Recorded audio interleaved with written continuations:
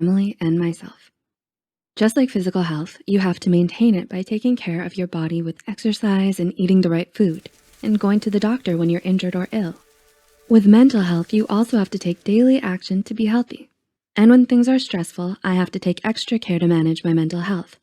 So, for example, when I was in grad school, or when I'm pregnant or postpartum, and right now, when we as a global community are fighting a pandemic, we all have to take a little extra care of our mental health.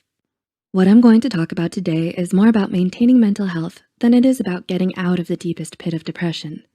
When you're deep in a depressive episode, it can be really hard to see any light. It feels like you're at the bottom of a pit and can't imagine what it feels like to be out of it. At that place, often all you can do is tiny steps and hopefully get some help to get out of there. So don't allow yourself to get overwhelmed by my routine. Just choose one little thing to start with, and then take the next step when you can. Number 1, morning routine. So the first thing I do every day is getting on my knees and praying. I express gratitude for the day and for my life and the opportunity I have to do good in the world. And that connection with God, for me, helps me feel loved and purposeful through my day. If you're not religious, you could do some meditation or a breathing exercise here.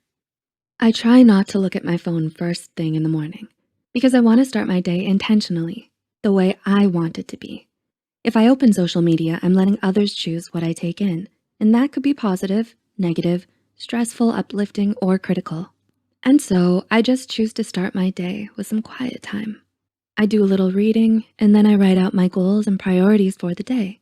And right now, with all the news that's frightening, I choose to listen to the news around lunchtime, once a day, so that I don't get constantly stressed out and have time to process it during my waking hours. And speaking of waking hours, let's talk about sleep for a minute.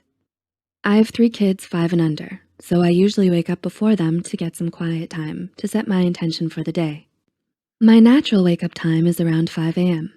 I don't usually set an alarm, but to wake up then, I often go to bed between 9 to 10 p.m. I'm not fighting my natural biorhythms. I just listen to my body, and this is the schedule that works best for me personally. For many people, they might have different sleep needs or a different schedule. Sleep is super important to managing depression. There's a massive correlation between sleep problems and depression. Lack of sleep can cause depression, and getting good sleep can actually let your brain heal from depression. So I really value my sleep.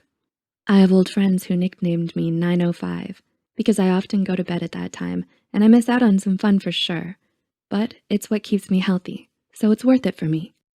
For each person, your sleep needs are different, but getting enough sleep can really make a big difference. One study found that 87% of people with depression who resolved their insomnia significantly decreased their depression symptoms. Number 2, get dressed and showered. Okay, so after waking up refreshed and taking quiet time to pray, study, and set my intentions for the day, I make sure to get showered and dressed.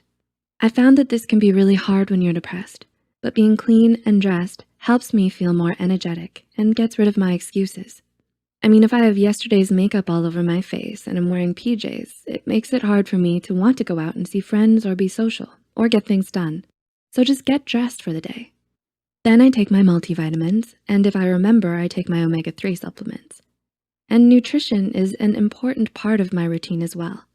I try to eat a lot of plants and not too much sugar or processed foods, but I'm not going to go into that too much right now.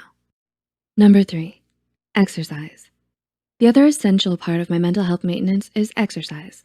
There's so much research that proves that exercise is great for mental health.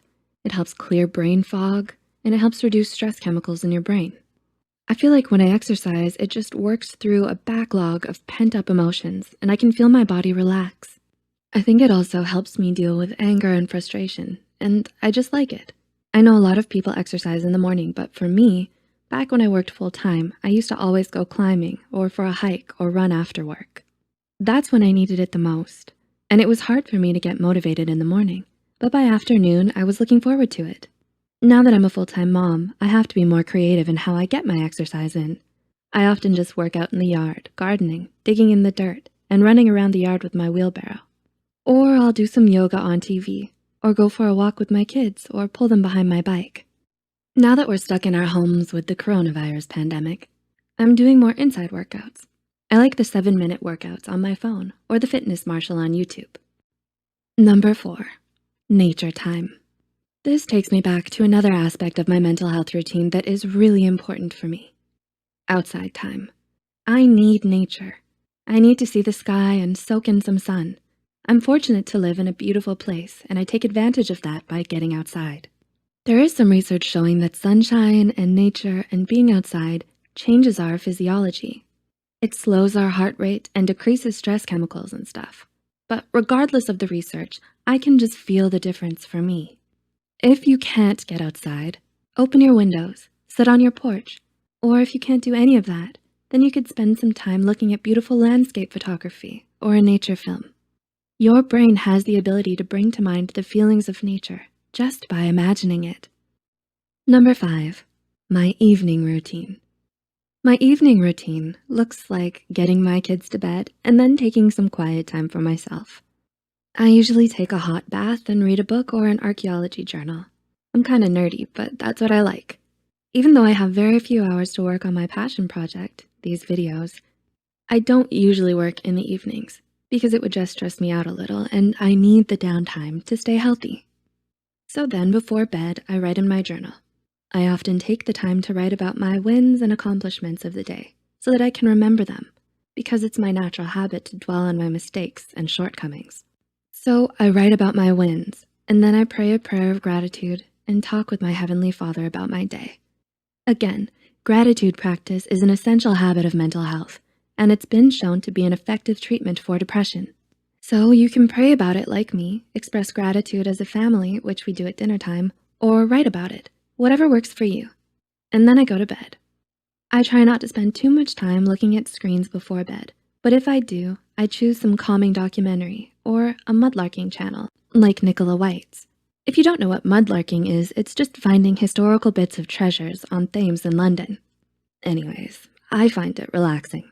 I encourage people not to be on TV because it's just not super great for your brain. But if you do, choose a short and calming show. Lastly, other self-care. For me, that includes scheduling in some time for my hobby. I have tons of hobbies, but because I'm so busy with kids, I really don't have time to do most of them. But I make sure to carve out about 2 hours a week to do at least one of them. Right now, that's metal detecting, which is something fun and relaxing for me. I put it on the calendar so that I make sure it happens. I also take the Sabbath off. No work, no housework. I don't check my work email. I let my brain completely focus on other things. Mostly my family, which is also exhausting, but it's a day that is different from the others. And I make sure to have social time as well. Having social interactions is really essential for mental health. Our brains are inherently social. We are social creatures. So right now, this is going to be an extra challenge with the coronavirus. I'm taking the time to call up old friends. I have some groups I'm hanging out with on Zoom, and when we're not on lockdown, I meet up with friends to let the kids play or to go out to lunch or whatever. So there you have it, my daily routine to maintain mental health. I have a careful morning routine. I make sure to get enough sleep. I get dressed every day. I exercise and get some outside time. I carve out time to relax each evening, practice gratitude, and acknowledge my successes of the day. And once a week, I make sure to get out and do something just for me. Stress, anxiety, and social isolation can all contribute to depression, but you can prevent depression during stressful times like the pandemic and social distancing by using daily habits that promote mental health.